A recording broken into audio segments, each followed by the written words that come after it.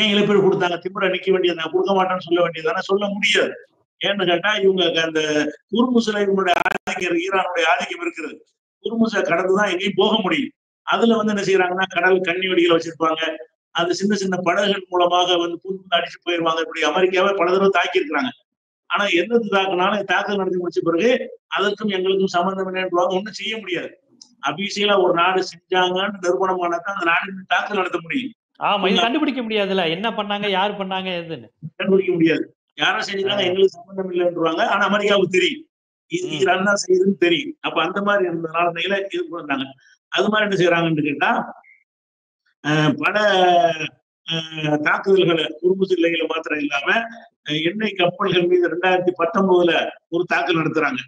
2 எண்ணெய் கப்பல்கள் 2019 விடாம என்ன செய்யறாங்க, ஈரான் வந்து உனக்கு நான் பயப்படலைன்னு காட்டுவதற்காக வேண்டி ஈரான் வந்து என்ன செய்யுதுன்னா அந்த ஹுர்முஸ் எல்லை வந்து எங்க இப்படி ஹவுதிகள் வந்து செங்கடல் எங்களுடையதுன்னு நிக்கிறாங்கல்ல, எங்களை தாண்டி எவனும் பண்ண முடியாது அப்படின்னு சொல்லி தடுத்துக்கிட்டு இருக்கிறாங்க எல்லா கப்பல்களையும்.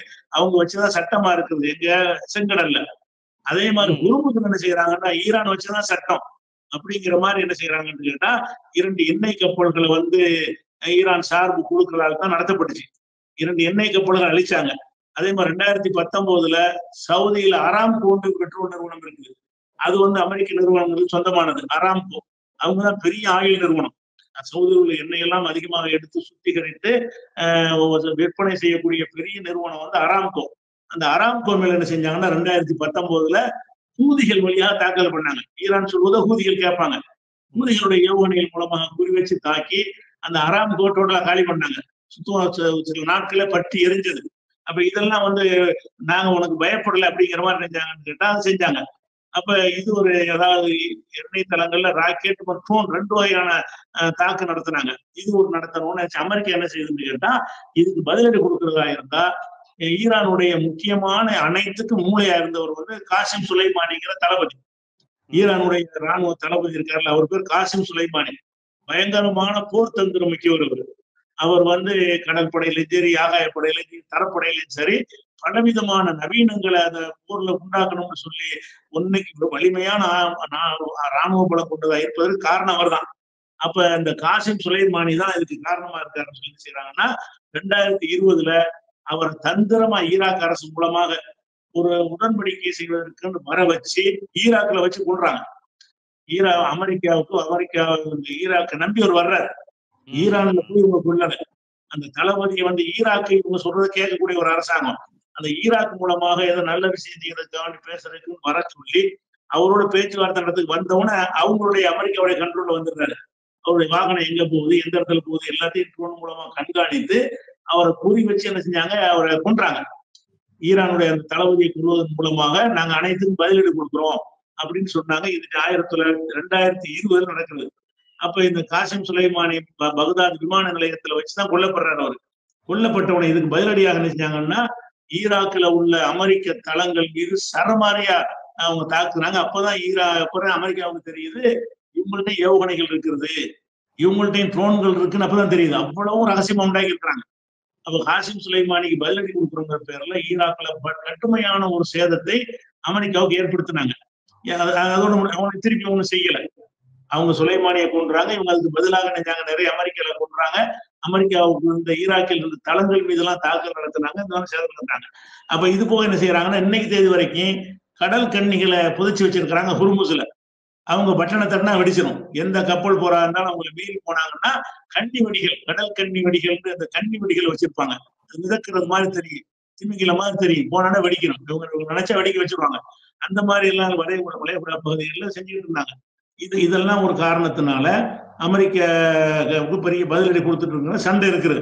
இந்த ஒரு நிலையில தான் இப்ப என்ன செய்யறாங்கன்னா அமெரிக்கா என்ன செய்யுதுன்னா ஈரானை எப்படியாவது வளர விடக்கூடாது. இப்படி இந்த பலத்தை வச்சுக்கிட்டு நம்மளுடைய கடல் எல்லையை தடுக்கிறாங்க, நம்முடைய பலங்கள் எல்லாம் குன்ற செய்யறாங்க. இவங்களை வளர விடக்கூடாதுங்கிறக்கா என்ன செய்யறாங்கன்னு கேட்டா ஈரான் வந்து அணு ஆயுத உற்பத்தியில் இறங்குது, அணு ஆயுத உற்பத்தியில் இருக்கக்கூடாது என்று சொல்லி ஒரு பிரச்சனையை கொண்டு வந்து, ஏன்னா அவங்க யுரேனியத்தை செறிவெட்டுகிற முயற்சிகளை ரொம்ப காலமா ஈடுபட்டு இருக்காங்க. ஈடுபட்டு அடுத்த கட்டம் அணுகுண்டுதான் என்கிற நிலைமைக்கு இவங்க நெருங்கி இருந்த ஒரு நேரத்தில் தான் அணுசக்தி ஒப்பந்தம் செய்யணும். எதுக்கு செய்யறான்னு கேட்டா, ஈரான்ல அணு ஆயுதம் வந்துருச்சுன்னு சொன்னா அணு ஆயுதம் இல்லாத ஈரானே நமக்கு தண்ணி காட்டுது. அணு ஆமா. ஆயுதம் அது உள்ள வந்துச்சுன்னா ஈரான் அவ்வளவுதான். அப்படின்னு பயந்துட்டு என்ன செய்யறான்னு கேட்டா, அணுசக்தி ஒப்பந்தம்னு போடுறாங்க. ஒப்பந்தம் போட்டா என்ன செய்வாங்கன்னு கேட்டா, அந்த அணுசக்திய கண்காணிக்க ஒரு குழு இருப்பாங்க சர்வதேச அளவுல. அவங்க வந்து என்ன செய்வாங்கன்னா, ஈரான்ல எங்க வேணாலும் வரலாம். எங்கெங்க என்ன அணுகுண்டு உண்டாக்குற எந்த ஸ்டெப் இருந்தா கண்டுபிடிச்சிருவாங்க. அவங்களை தடுக்க முடியாது. அந்த ஒப்பந்தத்தின் பிரகாரம் அந்த அணுசக்தி கண்காணிப்பு குழுவை சேர்ந்தவர்கள் ஈரானுக்கு வந்தாங்கன்னு சொன்னா, அந்த ஒப்பந்த பிரகாரம் ஈரான் வந்து அவங்களுக்கு எல்லாம் செஞ்சு கொடுக்கணும். எந்தெந்த இடத்த பார்க்க விரும்புறாங்களோ அதை பார்க்க விடணும். அந்த அணுசக்தி ஒப்பந்தத்தின் மூலமாக ஈரான் வந்து மின்சார உற்பத்திக்காக தவிர வேற வகைக்கு அந்த யுரேனியத்தை செறிவூட்டினால் அதை வந்து தடுப்பாங்க, தகவல் தெரிவிப்பாங்க. அப்ப இந்த ஒப்பந்தம் போட்டு என்ன செய்யறாங்கன்னா, அந்த பொருளாதாரத்தை எல்லாம் நீக்கிறதுக்கு அந்த ஒப்பந்தம் என்ன செய்யறாங்கன்னா, நாங்க பொருளாதாரத்தை எல்லாம் போட மாட்டோம். நீ எண்ணெய் நீனா எங்க வேணாலும் வித்துக்க, உன்னுடைய எரிவாயுகளை என்ன வேணாலும் வித்துக்க, நாங்க ஒண்ணும் தடை பண்ண மாட்டோம். ஆனா நீ அணு உற்பத்தி தயாரிக்க கூடாது. அதை மட்டும் தயாரிக்காத, பழைய மேட்டர்லாம் விட்டுரு. என்ன கிணறு வச்சுக்கோ, என்ன கிணறுல நாங்க ஆதிக்கம் செலுத்த மாட்டோம், கேஸ் எல்லாம் வாபஸ் வாங்கிக்கலாம், ஒரு பிரச்சனை இல்ல. எப்பா புதுசா அந்த அணுகுண்டு எதுவும் தயாரிச்சிடாத அப்படிங்கிறதுதான். அதுக்கு இந்த ஒப்பந்தத்துல போய் என்ன செஞ்சாங்கன்னா, அவனுக்கு இணங்கிட்டாங்க, ஈரான் ஒத்துக்கிட்டாங்க. ஒத்துக்கிட்டு என்ன செஞ்சாங்கன்னா, அவனுடைய கண்காணிப்பின் கீழ் அணுசக்தி கொஞ்ச நாள் இந்த பொருளாதாரத்தில் நீக்கப்படுது. நீக்கப்பட்டவன ஈரானுடைய எல்லா நாடுகளுக்கு அவங்க பெட்ரோல் எரிவாயுலாம் இந்தியாவுக்குலாம் குழாய் மூலமான ஒரு ஒப்பந்தம் போடப்பட்டுச்சுல, அந்த மாதிரி எல்லாம் எரிவாயுகள் வந்து உலகத்துக்கு தாராளமா அவங்க விநியோகம் பண்ணக்கூடிய நிலையில லேசாக ஒரு முன்னேற்றம் வந்து கொண்டிருந்தது. அந்த நேரத்துல என்ன செய்யறாங்கன்னு கேட்டா, இவங்களும் என்ன செய்யறாங்கன்னா, அணுகுண்டு தயாரிக்கிற ஒப்பந்தத்துல மாட்டிட்டாங்கன்னா தயாரிக்க முடியாது. ஏன்னா அணுசக்தி அந்த ஆராய்ச்சி மையம் வந்து விடாது. அவங்க வந்து அவங்களுடைய ஆளுக்கு இங்க இருந்துகிட்டே இருப்பாங்க. எத்தனை இடத்துல நீங்க அணுவை சோதிக்கிறீங்களோ அவ்வளவு அவருக்கு தெரியும். அதை அடுத்த ஸ்டெப் அணுகுண்டுதான் போனீங்கன்னா விட மாட்டாங்க. அந்த மாதிரி இருந்ததுனால ஈரான் ஒத்துக்கிட்டு அணு ஆயுத தயாரிக்கிறதுல ஒரு படி கூட மேல வர முடியாம அப்படி நின்று போச்சு. ஆனா அவங்க அணு ஆயுத சோதனை எல்லாம் மின்சார உற்பத்தி, வேற காரியங்கள், அறப்பணிகள், ஆக்கப்பணிகளுக்கு உள்ள சோதனையை மட்டும்தான் செய்வோம்னு சொல்லி அந்த தடைகள் லேசா ரிலீஸ் ஆகி வந்தாங்க. வந்த பிறகு போன தடவை ட்ரம்ப் அதிபராக இருந்தா என்ன செய்யறாருன்னு கேட்டா, அந்த ஒப்பந்தத்தை நான் வெளியேறாரு. ஒப்பந்தத்துல ஈரான் வெளியேறல, ட்ரம்ப் தான் என்ன செய்யறாருன்னா அந்த ஒப்பந்தம் கேன்சல் பண்றோம் அப்படின்னு என்ன அர்த்தம், என்னவோ செஞ்சுட்டு போ, உன்னை பாத்துக்கிறோம், அந்த மிரட்டல் தான். உன்னை வேற பாத்துக்கிறோம் அப்படின்னு சொல்லிட்டு அந்த பொருளாதார தடையெல்லாம் செய்வதற்காக வேண்டி எதுக்கு செய்யறாங்கன்னு கேட்டா, இந்த அணு ஆயுத ஒப்பந்தத்திலிருந்து அமெரிக்கா வெளியேறினால் ஏற்கனவே செஞ்ச மாதிரி டாலர் இது எண்ணெய் விற்கக்கூடாது, கேஸ் விற்கக்கூடாது, எந்த நாள் வாங்கக்கூடாது, வாங்கினவங்களை சண்டைக்கு போவோம் அப்படின்லாம் மிரட்டல் பண்ணி ஈரானுடைய வருவாயை சீரழிக்கிறதுக்காக என்ன செஞ்சாருன்னா, இது ட்ரம்ப் வந்து சென்ற முறை அதிபராக இருக்கும் பொழுது, சென்ற முறைன்னா ஒரு 6 வருஷத்துக்கு முன்னாடி இருக்கும் நினைக்கிறேன், ஒரு 4 வருஷம் தரா 5 வருஷத்துக்கு முன்னாடி, 5 ஆண்டுகளுக்கு முன்னாடி என்ன செய்யறாருன்னா அதுல இருந்து வெளியேறிட்டார் யாரு, ட்ரம்ப். அப்ப அதுல இருந்து ஈரானுக்கு அந்த ஒப்பந்தத்தில் இப்ப இல்ல. இப்ப என்ன செய்ய, அந்த ட்ரம்புடைய அந்த பதவி காலத்துல பாதி காலத்துக்கு, ஜோ பைடன் காலத்துக்கு இன்னைக்கு தேதி வரைக்கும் அவங்க அணு ஆயுதத்துல வரைக்கும் போனாலும் யாரும் கேள்வியே கேளாது மட்டுமில்ல, தெரியவும் செய்யாது. இவங்களை உள்ள உழவும் மாட்டாங்க. ஒப்பந்தம் இல்லைன்னா வெளியேறிடுவாங்க, நீ எங்களை சோதிக்கிறது, நாங்க தான் ஒப்பந்தத்துல இல்லைன்னு தர அப்படின்றாங்க. பொருளாதார தடை தான் போட முடியுமே தவிர அணு ஆயுத சக்தியை வந்து தடுக்கிறதுக்கு முடியாத அளவுக்கு என்ன செஞ்சுட்டாங்கன்னா அந்த வேலைகளை ஆரம்பிச்சுட்டாங்க. இன்னும் சொல்ல போனா அபிஷியலா அவங்க வந்து அறிவிக்கல. ஆனா சில நிபுணர்கள் என்ன சொல்றாங்கன்னு கேட்டா, அவங்க அணு ஆயுதம் தயாரிச்சுட்டாங்க, தயாரிச்சதை சொல்லாம வச்சுக்கிட்டு தான் இருக்கிறாங்களே தவிர, ஏன்னா 3-4 தடவை அந்த பூகம்பம் மாதிரி ஏற்பட்டிருக்கு.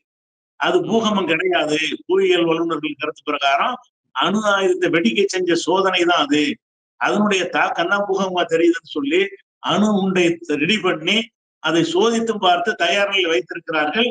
அதை சொல்ல வேணாம், சொன்னோம்னு சொன்னா அது வந்து நமக்கு எதிரிகளுக்கு வந்து ஒரு இதா போயிடும், நம்ம மறைவாட்சிக்கு ரகசிய ஆயுதம் சொல்லுவாங்க அடிக்கடி, நாங்க ரகசிய ஆயுதத்தை யூஸ் பண்ணுவோம்னு சொல்லுவாங்க. ஆனால் வெளியில என்னன்னு கேட்டா நாங்க ஒண்ணு தயாரிக்கல, நாங்க அணு ஆயுதம் தயாரிக்கல, நாங்க ஆக்கப்பூர்வமான வேலைகளுக்கு தான் செய்யறோம்னு சொல்லிட்டு இப்ப எப்பவும் கொமைன் இப்ப உள்ள காமெடி என்ன சொல்றான்னு கேட்டா, எங்களுக்கு ஒரு செகண்ட்ல தயாரிச்சிருவோம், எங்க கொள்கை முடிவுனால தயாரிக்காம இருக்கிறோம், இப்ப தயாரிக்க நினைச்சால் அணு ஆயுதத்தை உண்டாக்குறதே முதல் படியில் நாங்க நிக்கிறோம், இவங்க வெளிப்படையா அறிவிக்கிறது. ஆனால் உண்மை என்னன்னு கேட்டா, நிபுணர்கள் கருத்து பிரகாரம் என்ன வருதுன்னு கேட்டா உண்டாக்கிட்டாங்கிறான். ஆனா இப்படி இஸ்ரேல் அணு ஆயுதத்தை உண்டாக்கிட்டு இல்லைன்னு நடிக்கிறானோ, அதே மாதிரி அமெரிக்கா இவங்களும் செய்யறாங்க. அணு ஆயுதத்தை அறிவிச்ச நாடுகள்ல இஸ்ரேலும் வராது, ஈரானும் வராது. ஆனா இஸ்ரேல்ல அணு ஆயுதம் இருக்கிறது. தேவைக்கு பயன்படுத்த கடைசி பட்சமா பயன்படுத்தி அவன் வச்சிருக்கிறான். ஆனா சோதிச்சு பார்த்து அதை டிக்ளேர் பண்ணி அவன் செய்யல. அதே மாதிரி ஈரான்ல இருக்கிறது அவங்க டிக்ளேர் பண்ணல. ஆனா இருக்குது என்பதுதான் நிபுணருடைய கருத்தாக இருக்கிறது. இருந்தாலும் இல்லைன்னு இருக்கிறாங்க. ஈரானுடைய அபிஷியலான கருத்து பிரகாரம் இல்ல, நினைச்சா நாங்க தயாரிப்போம் அப்படிங்கிறாங்க. அது மாத்திரம் இல்லாம இதுக்குதான் என்ன செய்யறாரு ட்ரம்ப் இப்ப கடிதம் போடுறாரு. நீங்க அணு ஆயுத ஒப்பந்தம் மறுபடியும் பேச்சுவார்த்தைக்கு வரணும், அணு ஆயுத ஒப்பந்தத்துல நீங்க சேரணும், நீங்க அணுகுண்டு தயாரிக்க கூடாது. சில ஒப்பந்தம் என்ன போடுறாருன்னு கேட்டா, இஸ்ரேலை அழிக்கிற முடிவை நீங்க எடுக்க கூடாது. இஸ்ரேலை அழிக்கிற முடிவு எடுக்க கூடாதுன்னு சொல்லுவதா எனக்கு என்ன அர்த்தம்? அழிக்கும் திறத்தில் அவர் இருக்கிறாருன்னு அர்த்தம். இஸ்ரேலை ஈரான் இஸ்ரேல் நீங்க அழிக்க கூடாது அப்படின்னு அமெரிக்காவோ ட்ரம்புடைய இப்போ உள்ள கண்டிஷன், இப்ப புதின் மூலமாக ஒரு கண்டிஷன் போட்டு பேச்சுவார்த்தை நடந்திருக்கு. அந்த பேச்சுவார்த்தையில என்ன சொல்றாங்கன்னு கேட்டா, இஸ்ரேலை நீங்க அழிக்க கூடாது ஒரு விஷயம். ரெண்டாவது, அணு ஆயுதத்தை நீங்க தொடரக்கூடாது, அணு ஆயுதம் உற்பத்தி பண்ணக்கூடாது. அதுக்கு பிறகு பேச்சுவார்த்தை அது மாதிரி என்ன செய்யறாங்கன்னா, ஹமாஸ் உள்ளிட்ட அந்த இஸ்ரேலுக்கு எதிரான போராளிகளுக்கு சப்போர்ட் பண்ணக்கூடாது. ஹவுதிகளுக்கோ ஹிஸ்புல்லாக்களுக்கோ ஹமாஸுக்கோ சப்போர்ட் பண்ணக்கூடாது. இல்ல, ஹிஸ்புல்லாவை உருவாக்குறதே ஈரான் தானே சொல்றாங்க. ஈரான் சப்போர்ட்ல தான் ஹிஸ்புல்லா இருக்குன்னு சொல்றாங்க. ஹிஸ்புல்லாவை ஈரான் தான் உருவாக்குனாங்க. அதே மாதிரி ஹவுதிகளையும் ஈரான் தான் உருவாக்கி இருக்கிறாங்க. ஹமாஸ் அவங்க உருவாக்கல. ஏன்னா இவங்க 2 பேரும் ஷியா பிரிவு. ஹிஸ்புல்லா என்பவங்களும் ஷியா பிரிவு, ஹவுதின்னு சொல்றவங்களும் ஷியா பிரிவு. அது அவங்க தான் உருவாக்குனாங்க. ஆனா ஹமாஸ்ங்கிறவங்க சன்னி பிரிவு. இவங்க ஈரானால் உருவாக்கப்பட்டவங்க இல்ல. இவங்க தேசத்துக்காக தான் போராடுறாங்க. ஆனாலும் சப்போர்ட் பண்றாங்க. ஈரான் என்ன செய்யறாங்கன்னா அவங்களுக்கு முழு சப்போர்ட்டாக நிற்கிறாங்க என்பதான தவிர ஹமாஸ் அவங்க உருவாக்கல. ஹமாஸ் எங்க இடத்தை ஆக்கிரமிச்சாங்க என்பதற்காக அந்த மக்களா உருவான ஒரு அமைப்பு அது. அவங்க அநியாயம் பண்ணப்படுறாங்களேன்னு ஒரு சப்போர்ட்டா தான் ஹிஸ்புல்லா மூலமாகவும் ஹவுதிகள் மூலமாகவும் பதிலடி கொடுத்துட்டு இருக்காங்க இன்னைக்கு உள்ள நிலைமையில. அப்ப இப்படி இருந்தவங்க நினைச்சிட்டாங்கன்னா பேச்சுவார்த்தைக்கு நாங்க தயார் இல்லைன்னு இவங்க மறுக்கிறாங்க. ஈரான் என்ன செய்யுதுன்னா, பேச்சுவார்த்தைகள் உன்னோட தயார் இல்லை, என்ன செய்ய சொல்லுவோம்னா, நீ சொல்றதெல்லாம் கேளுன்னு சொல்ல போற, இது எதுக்கு நாங்க வரணும் அப்படின்னு பேச்சுவார்த்தையை மறுக்கிறாங்க. இவரு ட்ரம்ப் தைரியமா கடிதத்தை திமுறா எழுதிட்டு புட்டின் போய் கெஞ்சுறாரு, எப்படியாவது பேச்சுவார்த்தைக்கு வர சொல்லுங்க, ஒரு டேபிள்ல உட்காருமோ. அப்பன்னா இவங்க ஈரானுக்கு கீழே தங்களை இருப்பதாக நினைக்கிறாங்க. ஈரானும் அழிக்க இயலாது, ஈரானோட மோதலுக்கு முடியாது அப்படிங்கிற காரணத்தினாலதான் ஒரு பேச்சுவார்த்தை மூலமாக சொல்லி கடைசி அந்த அணு ஆயுதம் மட்டும் தயாரிக்காதீங்கிற ஒரு கண்டிஷன்ல கொண்டு நிப்பாட்டுக்கு வர்றாங்க. ஆனா ரஷ்யா கடந்த முறை ட்ரம்ப் கடந்த முறை மீறினார்ல, இந்த தேவையில்லாத ஒப்பந்தத்தெல்லாம் விட்டுக்கலாங்கிற மாதிரி சொன்னார்ல, இப்ப ஏன் திருப்பி இறங்கி வர்றாரு? அதான் இப்ப பகிரங்கமா அவருடைய தன்மை என்னன்னு கேட்டா, வாயினால பயங்கரமா பெருசா எச்சரிக்கை பண்ணிடுவாரு, அதுக்கப்புறம் இறங்குவாரு. அவர் என்ன உலக நடப்புன்னு தெரியாம பெருசா தன்னை கடவுள் மாதிரி நினைத்துக் கொண்டெல்லாம் பல அறிக்கைகள், கனடாவுக்கு எதிராக அறிக்கை விட்டாரு, அவர்தான் தோத்து போனாரு. ஐரோப்பாவுக்கு எதிராக அறிக்கை விட்டாரு, அவர்தான் தோத்து போனாரு. காசாவோட நரகத்தை காட்டுவோம்னு சொன்னாரு, ஒப்பந்தமே ரத்து செய்ய வேண்டாரு. அதுக்கு பிறகு பல கைதிகள் விடுவிக்கப்பட்டார்கள். அதனால இவர் என்னமோ நினைச்சதெல்லாம் செய்ய முடியும்னு நினைக்கிறார். ஆனால் என்ன ஆகுதுன்னு கேட்டா, இப்ப அங்க உக்ரைன்ல கூட ஜெலன்சி கூட இவர் சொல்ல கேட்கல, நேரம் சண்டை போட்டு போயிட்டார். இவர் நம்ம சொன்னா அப்படி கையை கட்டின்னு ஜெலன்சி நிப்பாருன்னு நினைச்சாரு ட்ரம்ப். அப்படித்தான் அறிவிச்சாரு. அடுத்த நாள் நிப்பாட்டு வேண்டாரு.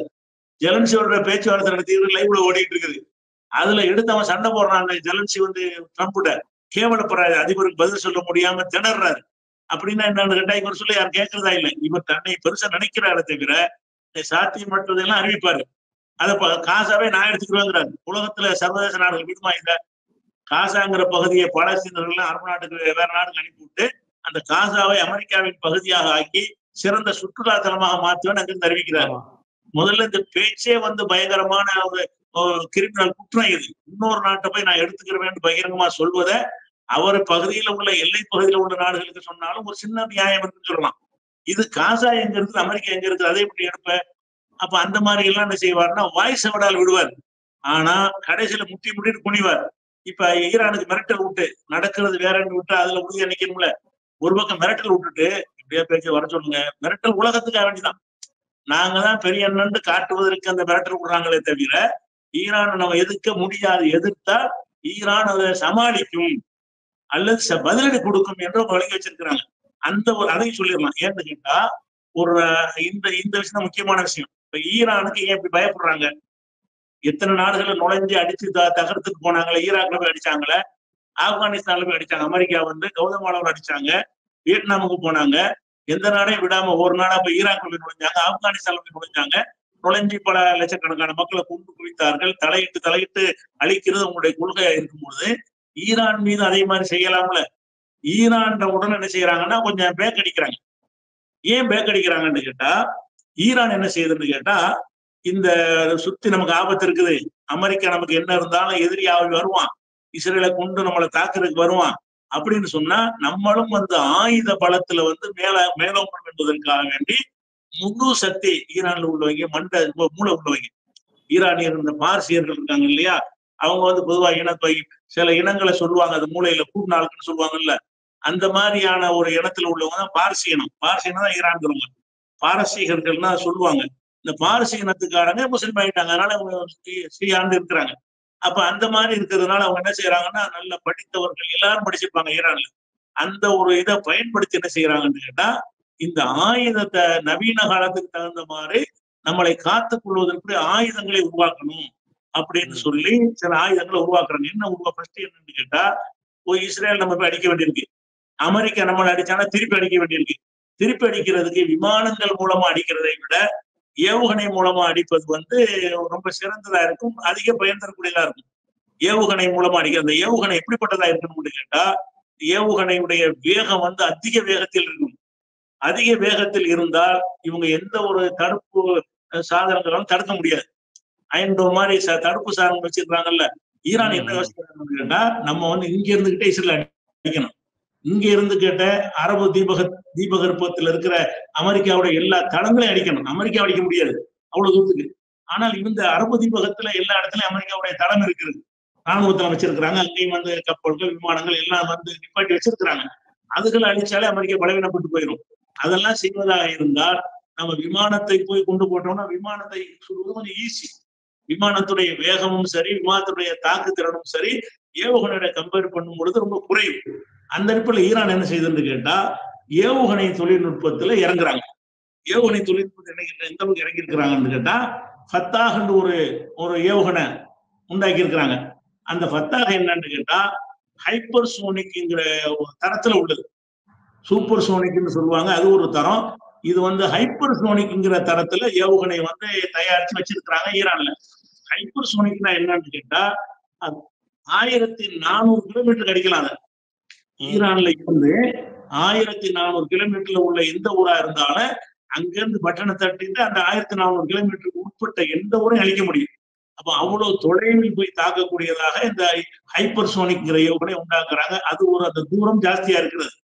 அதே மாதிரி மணிக்கு 15 மாக்குங்கிற என்ன சொல்லுவாங்கன்னா, அந்த சத்தத்தினுடைய வேகம் இருக்குல்ல, சவுண்டு, அந்த சவுண்டுடைய வேகத்தின் அதுதான் என்ன செய்வாங்கன்னா, இதை குறிப்பிடுவாங்க, அந்த அளந்து சொல்லுவாங்க.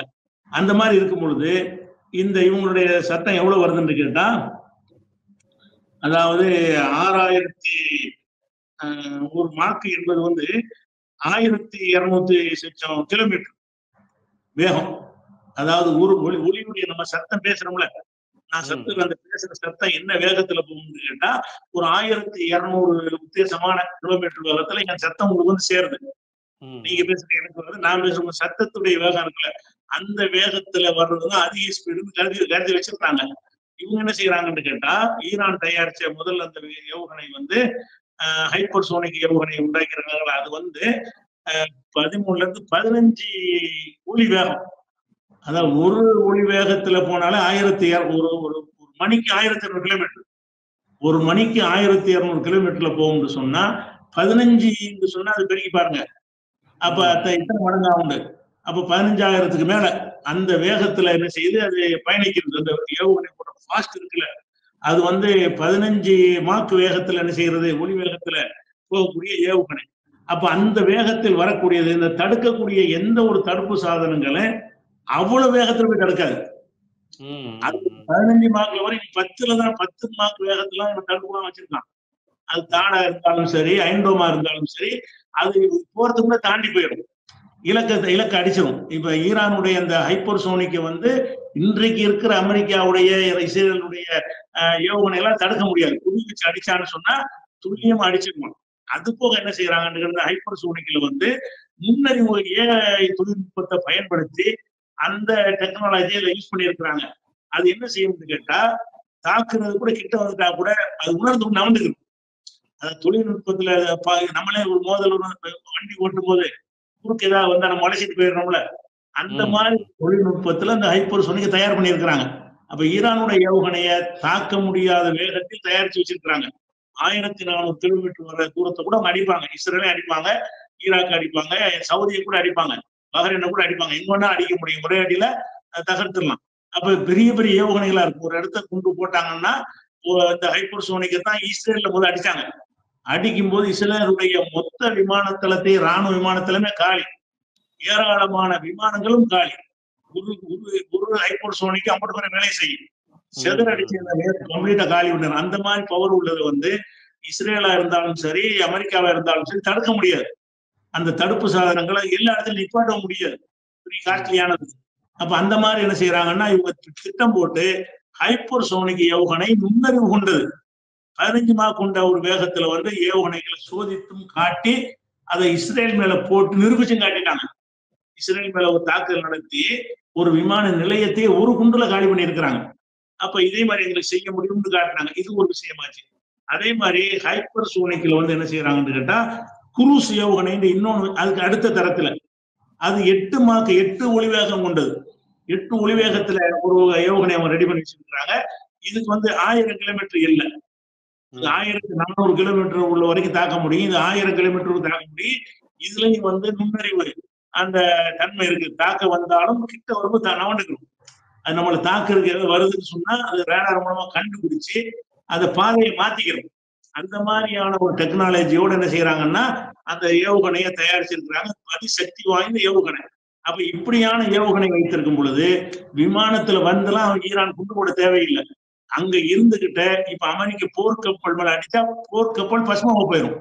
அமெரிக்க போருக்கு முடிவை எடுக்கல. இவங்க ஏதாவது தாக்குதல் பண்ணாங்கன்னு கேட்டா அங்க செங்கடல்ல நிறுத்தி வைக்கப்பட்ட தூரத்தை நிறுத்தி வைக்கப்பட்டிருக்கிற எல்லா கப்பல்களும் எங்களுடைய இலக்கில் தான் இருக்குன்னு சொன்னாங்க ஈரான்ல. ஈரானுடைய தளபதி சொன்னார், அமெரிக்காவுடைய எல்லா போர்க்கப்பலும் எங்களுடைய தாக்கும் எல்லைக்குள் தான் இருக்கிறது, நாங்க அடிச்சிருவோம், நினைச்சா அடிப்போம். அப்ப அவங்களுடைய ஹைப்பர்சோனிக் ஏவுகணை வந்து கப்பல்ல விழுந்தால் ஈரான் அந்த கப்பல்ல இருந்து தடுக்கிற இதனுடைய வேகம் வந்து கம்மி. அது வந்து 6 மார்க் 7 மார்க் தான் இருக்கும். 15 மார்க் வேகத்துல வந்து அது வரக்கூடிய வேகத்தை தடுக்கவும் முடியாது. அப்ப நுண்ணறிவு இருக்கிறதுனால தடுக்க வந்தாலும் தப்பிச்சு போய் என்ன செய்ய கரெக்டா இலக்க தாக்கிடும். அப்படின்னா அந்த கப்பல் கூட மூழ்கடிக்கப்படுங்கிற ஒரு பயம் அமெரிக்காவுக்கு இருக்கு. நம்ம ஏதாவது செஞ்சோம்னு சொன்னா அமெரிக்காவில இருந்து அவன் தாக்க மாட்டான். நம்முடைய கப்பல்கள் தான் ஈராக்கு அமெரிக்காவோட முக்கியமான பலம். அந்த கப்பல்ல தான் எக்கச்சக்கமான விமானங்களை வச்சு ஒவ்வொரு நாட்டையும் மிரட்டிக்கிட்டு இருக்கிறான். இருக்கிற கப்பல்கள்லாம் அடிச்சு காலி பண்ணிட்டோம்னு சொன்னா அப்படியே ஒரு 50 வருஷம் பின்னுக்கு போயிடும் அமெரிக்கா. அதே மாதிரி வந்து பஹ்ரைன்ல, ஈராக்ல, சிரியாவுல, ஜோர்டான்ல, இன்னும் பல நாடுகள்ல இவங்க வச்சிருக்க, சவுதியில அமெரிக்கா வைத்திருக்கிற பல தளங்கள்ல எக்கச்சக்கமான விமானங்கள் நிறுத்தப்பட்டிருக்கிறது. அதுக்குள்ள அடிப்பாங்க.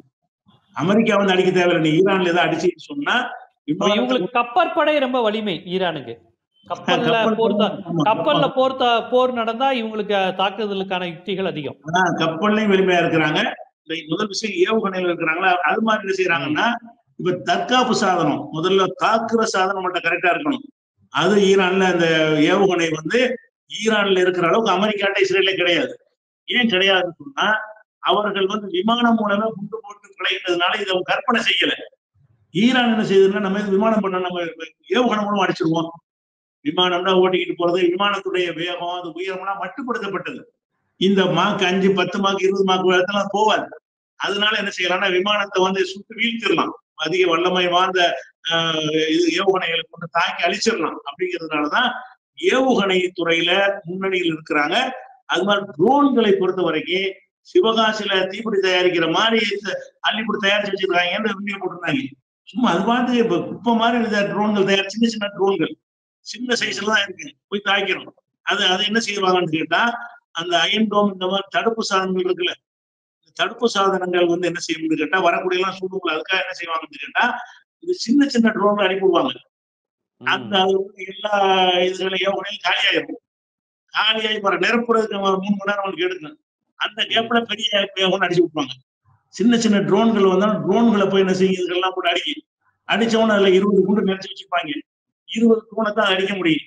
20 முடிஞ்ச பிறகு மொத்தமாக இறக்கி மறுபடியும் குண்டை நிரப்பி அந்த ப்ராசஸ் பண்ணி அதை ஆன் பண்ணி செய்வதற்கு 2 மணி நேரம் 3 மணி நேரம் ஆகும்.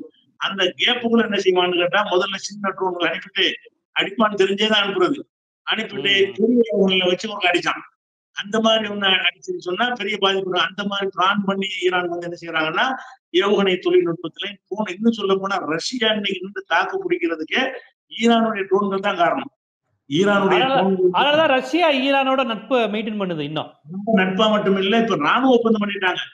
ஒரு மாசத்துக்கு முன்னாடி உனக்கு உண்டா நான் வருவேன். இப்ப எப்படி நேட்டோல வந்து ஒப்பந்தம் பண்ணிருக்காங்கல்ல, அந்த மாதிரி உனக்கு உண்டா நான் வருவேன், எனக்கு உண்டா நீ வரணுங்கிற அளவுக்கு. இப்பதான் முக்கியமான கேள்வி வருது. நீங்க சொன்னீங்கல்ல ரஷ்யா ஈரானோட அவ்வளவு நட்பா இருக்குன்னா, இப்ப ட்ரம்ப் ரஷ்யாவோட நட்பா இருக்கிறாரு. இப்ப ரஷ்யா ஈரான் பக்கம் நிக்குமா, ட்ரம்ப் பக்கம் நிக்குமா? அதாவது இப்ப ஈரான் ட்ரம்ப் வந்து ஒரு சந்தர்ப்பத்துக்காக ஈரான் புடினோட நிக்கிறாரு. ஆனா இவங்க வந்து ஈரான் வந்து நெருக்கடியான கட்டத்துல உலகமே ஈரானுக்கு ரஷ்யாவுக்கு எதிராக இருக்கும் பொழுது பகிரங்கமா நேரடியாக சீனா கூட ரஷ்யாவுக்கு சப்போர்ட் பண்ணல, தார்மீக சப்போர்ட் தான் பண்ணாங்க. சீனா கூட ரஷ்யாவுக்கு ஆயுத உதவி செய்யல, அவங்க ட்ரோன்களை கொடுக்கவில்லை. மானசீகமா அவங்களை ஆதரிக்கணும்னு வாய் வார்த்தையெல்லாம் ஆதரவு தெரிவிச்சாங்க. இத்தனைக்கு சீனா தான் அதிகமா ஆதரிக்க கடமைப்பட்டிருக்கிறாங்க. 2 பேரும் கம்யூனிஸ்டா இருந்தவங்க, ரஷ்யாவும் சீனாவும் கொள்கையால் ஒரு காலத்தில் ஒன்றிணைந்து இருந்தவங்க. பல வகையில அவங்களுக்கு ஒற்றுமை இருக்கு. ஆனாலும் கூட இந்த உக்ரைன் போர்ல வந்து சீனா ஒண்ணுமே பண்ணல, ஆதரவு தெரிவிப்பாங்களே தவிர அவங்களுக்கு எதிராக தீர்மானம் வந்தா செய்ய ஐநாவோட பேசுவாங்களே தவிர அந்த அவங்களுடைய ஆயுத பலங்களை வந்து ரஷ்யாவுக்கு கொடுத்தாங்கன்னா கொடுக்கல. அப்ப யார் கொடுத்தா? ஈரான் கொடுக்குறான். அப்ப இப்படியான ஒரு நட்பு வந்து கிடைக்காதுங்கும் போது அவர் லேசியா கைகொள்ள மாட்டார் புடின். இது அமெரிக்கா சந்தர்ப்பத்துக்கு பேசுறான். இவங்க நெருக்கடியான கட்டத்தில் நம்மோட இருந்தாங்க. அப்ப இஸ்ரேலித்தோட நடக்கல, எந்த ஒரு தேவையும் எதிர்பார்த்து ஈரான் கொடுக்கல. ஒரு இஸ்ரேல் பிரச்சனை வந்தா கூட அவங்க சப்போர்ட் வேணும்னு நினைச்சு கொடுத்தாங்கன்னு சொல்லலாம். அப்ப ஈரான் இஸ்ரேலுடைய இந்த பஞ்சாயத்துக்கு முன்னாடி உக்ரைன் போர் ஆரம்பிச்சிருச்சு. உக்ரைன் போர் ஆரம்பித்து வருஷங்கள் 2 தாண்டி முடிப்புச்சு. ஆனா அது ஈரானுடைய இது வந்து அது கம்மியான நாள்ல தான் இஸ்ரேல் போர் நடக்குது, ஹமாஸ் யுத்தம். அதனால அதுக்காக வேண்டி ஈரான் வந்து உதவி செய்யல. பொதுவாக நமக்கு ஒரு வலிமையான ஒரு வல்லரசோட தொடர்பு இருக்கணும், அவங்கள்ட்ட இருந்து சில விஷயங்கள் நம்ம கத்துக்கொள்ளணும் அப்படிங்கிற ஒரு காரணத்துக்காக என்ன செய்யறாங்கன்னு கேட்டா அந்த ஈரானோட ரஷ்யாவோட பேசி அக்ரிமெண்ட் பண்றதோட இல்லாம ட்ரோன்களை வந்து கணக்கு வழக்கு இல்லாம சின்ன சின்ன ட்ரோன்கள்லாம் ரஷ்யாட்ட கிடையாது, பெரிய பெரிய ட்ரோன்கள் மட்டும் வச்சிருக்கிறாங்க அடிக்கிறதுக்கு. அதுகள் வந்து இந்த யுத்தத்துக்கு தேவைப்படாது, பக்கத்து நாட்டுல இருக்கிறதுக்கு போயிட்டு அவ்வளவு பெரிய இது அடிக்க தேவையில்லை. இது என்னன்னா சின்ன ஒரு செலவு கம்மியா இருக்கு, பக்கத்துல போய் கொண்டு அடிச்சுட்டு வந்துடும். அந்த மாதிரியான லட்சக்கணக்கான ட்ரோன்கள் வந்து ஈரான் மூலமாக ரஷ்யாவுக்கு கிடைத்து கொண்டு இன்னைக்கு வரைக்கும் கிடைத்து கொண்டிருக்கிறது. பகிரங்கமாக சொல்லவும் செஞ்சுட்டாங்க. இப்ப அக்ரிமெண்ட் போட்டுட்டு ஆமா நாங்க உதவிதான் செய்வோம் அப்படி முதல்ல வந்து மறைச்சிட்டு இருந்தாங்க ஈரான், நாங்களாம் உதவி செய்யலன்னு இருந்தாங்க. இப்ப இந்த ஒப்பந்தம் ஏற்பட்டது பிறகு என்ன செய்யறாங்கன்னா ஓப்பனாக சொல்லிட்டாங்க ஆமா நாங்க உதவி செய்யறோம் அப்படிங்கிறதுனால. அப்ப ஈரான்ல வந்து அவங்க இந்த ஏவுகணை தொழில்நுட்பத்துல கைதேர்ந்தவர்களா இருக்கிறதுனால அமெரிக்கா போய் அவ்வளவு லேசா தாக்க முடியாது. அவங்க தாக்க போனா கூட விமானத்தின் மூலமா தான் தாக்குவாங்க. விமானத்தின் மூலமா தாக்குனால அந்த விமானங்களையும் சுடுகிற அளவுக்கு இவங்கள்ட்ட என்ன இருக்குன்னா தற்காப்பு சாதனம் இருக்கு.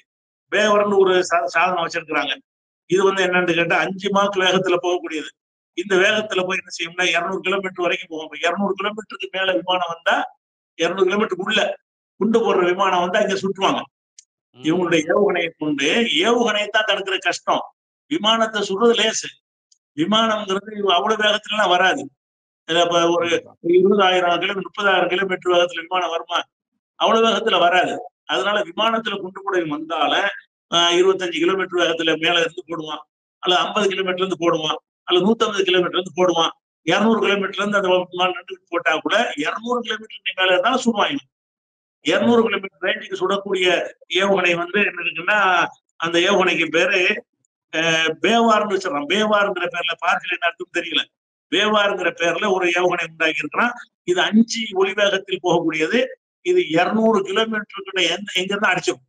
விமானம் வந்து 150 கிலோமீட்டர் உயரத்துல நின்று குண்டு போட்டாலும் குண்டு போட வரும்போது அடிச்சு தள்ளிடும். அப்ப 200 கிலோமீட்டர் அதே மாதிரி வந்து ராதுனா இடிங்கிற பேர்ல வந்து அரபி வார்த்தை இது. அந்த ராதுங்கிற பேர்ல ஒரு ஏவுகணை உண்டாக்கி இருக்கிறான். இது வந்து 4 மாக் வேகத்துல வந்து 150 கிலோமீட்டர் வரைக்கும் என்ன செய்யும் வரக்கூடிய விமானங்களை சுற்றும். அதே மாதிரி 370 கிலோமீட்டர் தூரத்துல இருந்து போகக்கூடிய விமானம் கொஞ்சம் இருக்கு அமெரிக்காவுல. குண்டு போடுறான்ல தரையில இருந்து 370 கிலோமீட்டர் வேகத்துக்கு உயரத்தை நின்றுக்கிறோம். அங்கிருந்து குண்டு போடக்கூடிய சில விமானங்கள் அமெரிக்காவோட இருக்குது. அந்த விமானம் மட்டும்தான் அடிக்கிறதுக்கு அவ்வளவு தூரத்துக்கு போய் அடிக்கிறது பிரச்சனையாகும்னால அவங்க என்ன செய்யறாங்கன்னா ரஷ்யாவுல S-400 S-500 அவங்க அந்த ஏவுகணை வச்சிருக்கிறாங்க, இந்த தடுக்கக்கூடிய சாதனம். அது ஏராளமா ரஷ்யா வழங்கியிருக்க முடியும். S-400 S-500 கொடுத்து அது 600 கிலோமீட்டர் வரைக்கும் போய் அடிக்கும். இவன் 370 மைல் கூட்டுற தூரத்துல இருந்துதான் குண்டு போட முடியும். அதிகபட்சம் அமெரிக்காவுல இருக்கிற அதிகபட்ச விமானங்களுடைய உயரம் வந்து 370 தான். 370, 200, 150, 50, 24 இந்த உயரத்துல இருந்துட்டு தான் குண்டு போடுவான். அப்ப குண்டு போடுவதற்கு அமெரிக்க விமானங்கள் வந்தா ரஷ்யாவுடைய தயாரிப்பு S-500 மூலமாக அதை வந்து அது சுற்ற முடியும். ஏன்னா அது 600 கிலோமீட்டர் தூரத்துல இருந்தாலும் சுடுவது. இங்க இருந்து 370 கிலோமீட்டர் சுடுவது ரொம்ப லேஸ் அது. அப்ப அமெரிக்காவுடைய உச்சபட்சம் 370 கிலோமீட்டர் உயரத்துல இருந்தா குண்டு போடும் அதிகபட்சமே. மத்தெல்லாம் அது கீழே தான். மற்ற விமானங்கள் எல்லாம் 200 கிலோமீட்டர், 150 கிலோமீட்டர், 50 கிலோமீட்டர், 24 கிலோமீட்டர் ஒரு 6 ரேஞ்சில் வச்சிருக்கான் அமெரிக்கா குண்டு போடக்கூடிய விமானங்களை. அதுல அதிகபட்சமா வச்சுக்கிறது வந்து 370 கிலோமீட்டர் உயரத்துல இருந்து போடுவதுதான். அந்த 370 மீட்டர் உயரத்துல போட்டாலும் இதுல இவங்களுடைய நேரடி தயாரிப்புல வந்து 200 தான் தடுக்க முடியும் ஈரான்ல உள்ளது. ஆனா ரஷ்யா இவங்களுக்கு கொடுத்துட்டான். S-400 யாரும் வாங்க முடியாது. S-500 வரைக்கும் கொடுத்துட்டான். அப்ப S-400 S-500 அவங்ககிட்ட வாங்கி இருக்கிறதுனால அதாவது 300க்கு மேல உள்ளதையெல்லாம் ரஷ்யாவுடைய அந்த தடுப்பு சாதனத்தை ஏவி என்ன செய்யலாம், சுற்றலாம். அப்ப இவன் குண்டு போட விமானத்தை அனுப்புனாலும் அதை சுட்டு தள்ளுறதுக்கான ஏற்பாட்டோட அவங்க இருக்கிறாங்க. அவங்க தாக்க நினைச்சாலும் தாக்குவதற்குரிய ஏற்பாட்டோட இருக்கிறாங்க. அது ஒரு விஷயம். அது மாதிரி வந்து விமானப்படையும் ஒன்று இருக்கிறது. அந்த அந்த அளவுக்கு அமெரிக்கா அளவுக்கு கிடையாது. அதாவது F-4ங்கிறத ஒண்ணு வச்சிருக்கிறாங்க, F-5 ஒண்ணு வச்சிருக்கிறாங்க, Su-24 வச்சிருக்காங்க, F-4 டாம்காட்னு ஒரு 4 வகையான விமானங்கள் வச்சிருக்கிறாங்க. இந்த விமானங்கள் ராடார் முன்னறிவுனா இருந்தால் கூட இதெல்லாம் வந்து 1000 முதல் 1000 அதாவது 1500 கிலோமீட்டர் வரை பறக்கிற தூரம். அவ்வளவு தூரத்துல ஒரு உயரம் அல்ல, அவ்வளவு தூரத்துல பறந்து போய் குண்டு போட முடியும்.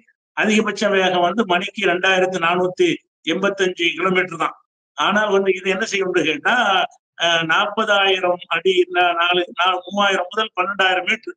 12,000 சொன்னா 12 கிலோமீட்டர். 12 கிலோமீட்டர் உயரத்துல இது போட முடியும். விமானத்துல வந்து இவங்கள்ட்ட அவ்வளவு வலிமையானதா இல்ல. சின்ன சின்ன இடத்துல கொண்டு போக முடியும். அதனாலதான் இப்ப இவங்கள்ட்ட உள்ள டெக்னாலஜியை பார்த்துதான் இப்ப ட்ரம்ப் வந்து வேற வழி இல்லாம ஈரான்ட்ட இறங்கி வந்திருக்கிறாரு. பயப்படுறாரு. ரஷ்யாவுடைய விமானங்களே உங்களுக்கு கொடுத்துருக்காங்க. இப்ப நேரடியா அவங்கள்ட்ட விமானம் இல்லாட்டாலும் ரஷ்யாவோட அது போக என்ன செய்யறாங்கன்னு கேட்டா ஈரான்ல ஒரு நவீன கப்பல் உண்டாக்கி இருக்கிறாங்க. அந்த கப்பல் என்னன்னு கேட்டா அது தண்ணிக்குள்ளே மூழ்கிக்கிட்டே இருக்கும். தண்ணிக்குள்ள மூழ்கி கொண்டு வரக்கூடிய எல்லா கப்பலையும் கண்காணிக்கும். அங்க இருந்தே தாக்கும். அதான் எங்க இருந்து தாக்குறாங்கன்னு தெரியாது. கடலுக்குள்ள இருந்து கொண்டு அந்த கடல்ல இருந்த ஒரு அமெரிக்க போர்க்கப்பலை குறி வச்சு அதுக்கு அடிக்க முடியும். அது வந்து சிக்காது ரேடார்ல. இது கிட்ட போனா கூட எந்த ஒரு கப்பலும் அதை கண்டுபிடிக்க முடியாது. அப்படி ஒரு கப்பல் உண்டாகி இருக்கிறாங்கிற ஒரு செய்தி பரவலாக ஈரான்ல இருந்து வெளியிட்டும் இருக்கிறாங்க. உலக நாடுகளும் சொல்லுகிறது. சோதனை மூலமா அது நிரூபிக்கப்படல. ஆனா அந்த கப்பலை காட்டி இருக்கிறாங்க. இந்த கப்பலுடைய திறன் இவ்வளவுன்னு சொல்லி இருக்கிறாங்க. உலக நாடுகளும் அது என்ன செய்யுது, ஆமா ஒரு கப்பலை உங்கள்கிட்ட தயாரிச்சுட்டாங்க, பயங்கர சக்தி வாய்ந்த கப்பல், கடலுக்குள்ள இருந்த எங்கேயும் தாக்கலாம், வெளியில வந்துகிட்டு தாக்க தேவையில்லை, கடலுக்குள்ள இருந்த வந்து கப்பல்கள்ல தாக்கலாம். மேல இருந்து கப்பல் போட்டு உண்டு போட்டு அமெரிக்க விமானங்களை அமெரிக்க கப்பலை அழிக்கிறதை விட கப்பல்ல இருந்தே உள்ளுக்குள்ள தண்ணிக்குள்ள போய் அடிக்கும். தண்ணிக்குள்ள போகும்போது பொதுவாக அதனுடைய வேகம் வந்து மட்டுப்படும்ல. காத்துல போற வேகத்தை விட தண்ணிக்குள்ளே போகும்போது வேகம் மட்டுப்படுமா இருந்தால் படு வேகத்தில் அவங்க அந்த ஏவுகணை தயாரிக்கப்பட்டிருக்கணும். அப்படி கப்பல்ல இருந்து ஏவக்கூடிய ஏவுகணைகளையும் தயாரிச்சுக்கிறாங்க. அந்த கப்பலையும் தயாரிச்சுக்கிறாங்க. அது உளவும் பார்க்கும்.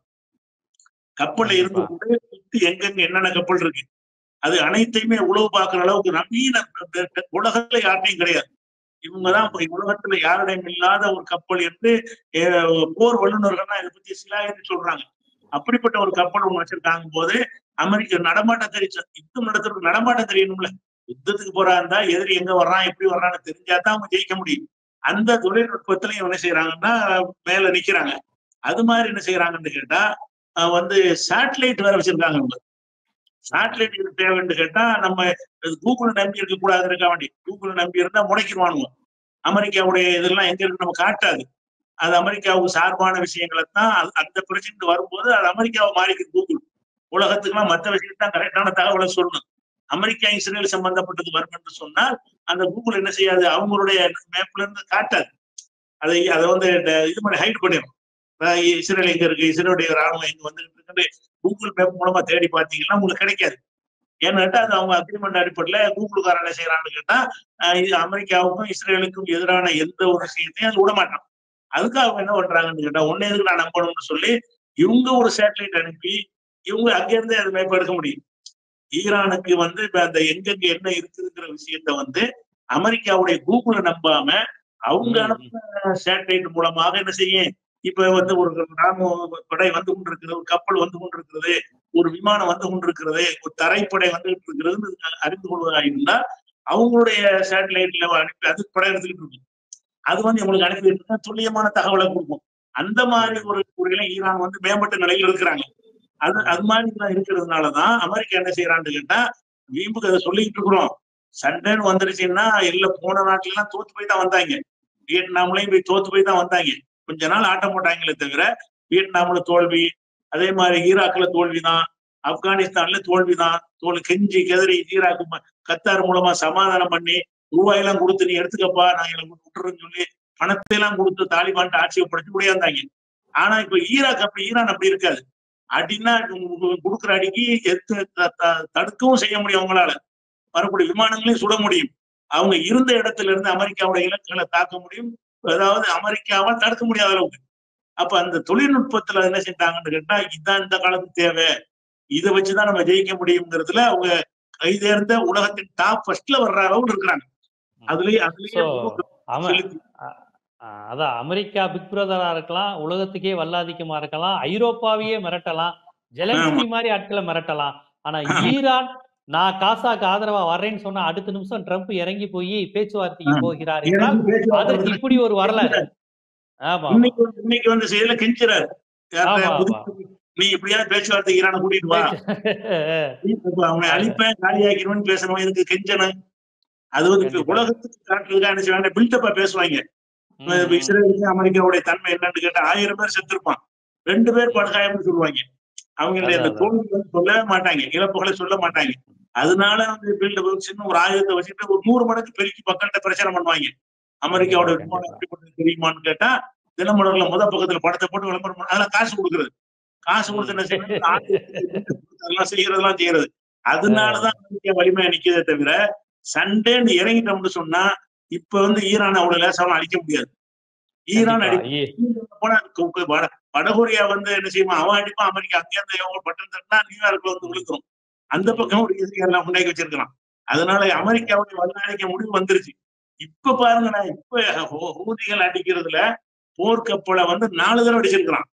அமெரிக்காவுடைய போர்க்கப்பல் அங்க இருந்தா ஹூதியை தாக்குறாங்க, தாக்கிட்டோம் அழிச்சிட்டோம்னு சொல்லி பெருமை அடிச்சுட்டு இருக்கிறாங்க. அமெரிக்காவுடைய முன்னாள் ராணுவ தளபதி சொல்லுகிறார், இந்த போர்க்கப்பல்களுக்கு ஊதிகள்னாலதான் அழிவு, அவங்களுடைய திறனையும் அவங்களுடைய துணிவையும் பார்த்தால் எல்லா போர்க்கப்பலையும் அவர்கள் மூழ்கடித்து விடுவார்கள் என்று நான் நினைக்கிறேன். அமெரிக்காவுடைய போர்க்கப்பலை இல்லைன்றதை ஏற்படுத்திடுவாங்கன்னு பாக்குறான். அவ்வளவு ஒரு நாடு இல்லாம இத்தனைக்கும் ஹூதிங்களுக்கு ஒரு குழுதான், அங்க ஒரு அரசாங்கம் இருக்கு, யமன் ஒரு அரசாங்கம் இருக்கிறது. அந்த அரசாங்கம் ஐநா இவங்களை அங்கீகரிக்கல, அந்த அரசாங்கத்தை தான் அங்கீகரிச்சிருக்கு. அந்த அரசாங்கத்தை சவுதி அங்கீகரிச்சிருக்கிறாங்க, சவுதி சப்போர்ட் பண்றாங்க. யமன் வந்து ஒரு குழு தான் அந்த நாட்டுல.